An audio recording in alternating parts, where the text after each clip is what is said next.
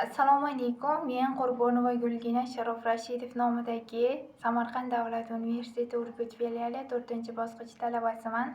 Bugungi mavzuyimiz o'quvchilarni o'rganish, ta'sir ko'rsatish va kuzatish. Men bu mavzuni 3 rejaga bo'lib o'rgandim.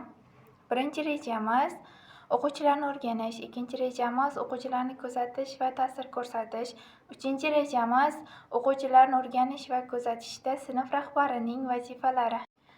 Sinf rahbar o'z o'quvchilarini bilmasa, u o'quvchilarga yondashishda, pedagog ta'sir ko'rsatishda, metodlarni tanlashda katta xatolarga yo'l qo'yishi mumkin. Shu sababdan ham sinf rahbar o'quvchilar shaxsini, balki jamoaning ichki muhitini ham bilishi zarur. Bunda o'quvchilarning individual xususiyatlarini hamisha va hamma holda hisobga olmoq zarur.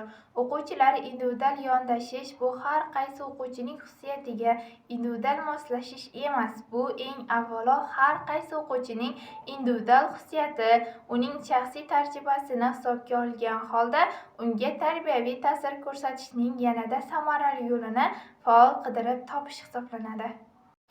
O'quvchilarga tarbiya berish jarayonida ularga individual yondashish har qaysi o'quvchisini o'z nazar e'tiborida tutishdan, uning xususiyatlarini bilishda, uning ijobiy xislatlariga tayanishdan, unga og'ir vaziyatlarda muntazam yordam berib ko'rsatib borishdan va unga yaxshi xatti-harakatlar uchun rag'batlantirib borishdan iboratdir. O'quvchilarni o'rganib, ularga tarbiyaviy ta'sir ko'rsatish, o'quvchini o'rganish pivot maqsad emas, balki ularga ta'lim-tarbiya berish uchun zaruriy sharoitdir. O'quvchilarni o'rganish borasida ishlar shaxsini kamol toptirishni, tabiiy tarzda faol ishtirok etish bilan o'quvchilarning zaruriy ma'naviy xislatlari va harakatlarini tarkib toptirish bilan organik ravishda qo'shilib ketadi. Sinf rahbari o'quvchilarning xulq-atvoridagi ijobiy xislatlarning rivojlanishi, salbiy xislatlarga barham berishini loyihalashtiradi. O'quvchilarni o'rganishda rejali tarzda muntazam olib borish darkor. O'quvchi xulq-atvoridagi yakka-yarim uchraydigan va tasodifiy voqealarni emas, balki uning shaxsida juda ko'p uchraydigan tipik xususiyatlarni o'rganmoq kerak. Shuni hisobga olish kerakki, o'quvchilar har doim o'sib rivojlanib borishadi. Doimiy o'zgarib turadi. Shuning uchun ham o'quvchini faqat rivojlanishga o'rgatmoq zarur. O'quvchilarni tabiiy hayot va ish faoliyati sharoitida o'rganish, o'quvchi ta'lim jarayonida ijtimoiy foydali maslahatga va jamoat ishiga jalb qilish lozim. O'quvchilarning o'qituvchi va o'quvchilar jamoasi, ota-onalar va tebrak atrofdagilari bilan kirishadigan munosabatini o'rganish lozim.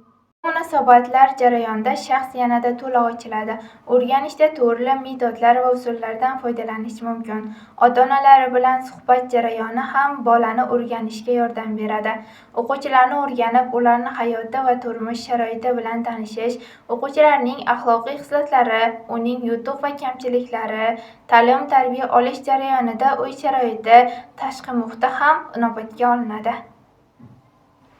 Shaxsning alohida xususiyatini emas, balki butun shaxsni o'rganmoq darkor. Sinf rahbari tarbiyaviy ishlarni turli bosqichlarda o'quvchi xulq-atvorining ayrim tomonlarini o'rganishga e'tibor qaratishi mumkin. O'quvchilar har tomonlama o'rganishga erishmoq uchun dasturni oldindan yaxshi o'ylab tuzib, o'quvchini o'rganish rejimini, suhbat savollari, insholarning mavzularini tanlab olish zarur. Sinf rahbari sinf o'quvchilari haqida quyidagi tavsifnomaga ega bo'lishi kerak. Bular birinchidan, sinfda qancha o'quvchi bor, nechta o'g'il bola, nechta qiz bola. Ikkinchidan, shulardan nechtasi bolalar va o'smirlar uyushmasi a'zosi.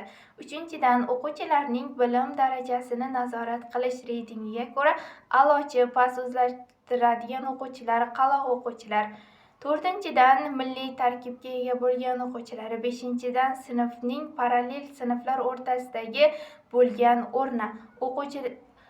Oltinchidan, o'quvchining yashash joyi. Yettinchidan, sinf faollari. 8-dan ota-onalar kengashining tarkibi. 9-dan ota-onalar yo'q o'quvchilar, ya'ni o'sha mehrga muhtoj bo'lgan o'quvchilar yoki bo'lmasa tarbiyasi og'ir o'quvchilar. 10-dan yordamga muhtoj o'quvchilar ro'yxati. 11-dan o'quvchilarning darslik bilan ta'minlanganligi haqidagi ma'lumot. 12-dan maktab kutubxonasiga a'zo bo'lganlar soni. Mana shular sinf rahbarining o'quvchilarni o'rganishga juda katta yordam beradi. Sinf rahbarining o'quvchilarni o'rganishdagi dastlabki ishi va to'playdigan ma'lumotlari shulardan iborat.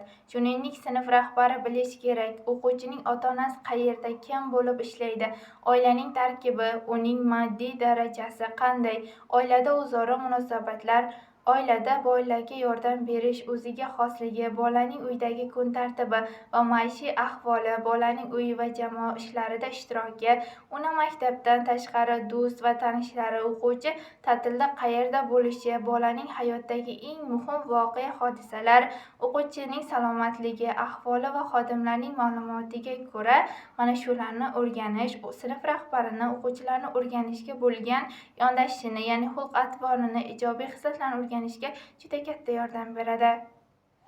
Men bu darslikda hamjihatlik metodidan foydalandim.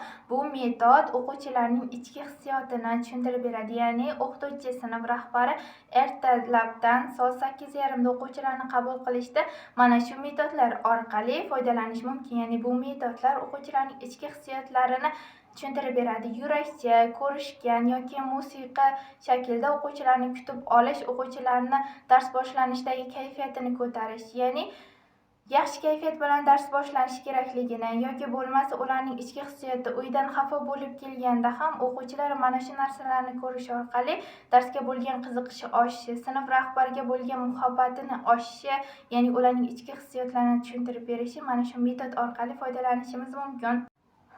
O'quvchilar jamoasi mustaqil tashkilotdir, ammo bu pedagog rahbarlikka muhtoj. O'quvchilarni o'z holiga tashlab qo'yish ham ayni vaqtda bolalar jamoasiga nisbatan ma'muriyatchilik ham buyruqbozlik yo'lga o'tib olish ham mumkin emas. Birinchi holda sinf rahbari bu ishlardan umuman chetlashib, o'quvchilari bilan aloqaning susayishiga yo'l qo'ysa, ikkinchi holda bu tazyiq yo'lga o'tib, o'quvchilar mustaqilligini yo'qqa chiqaradi. Sinf rahbarining bosh vazifasi bolalar jamoasining faoliyatini mohirlik bilan boshqarish, o'quvchilar tashabbuskorligini o'stirish, sinf jamoasi faolligi va mustaqilligini tarkib toptirish lozim. Bizning darsimiz mana shulardan iborat edi. E'tiboringiz uchun rahmat.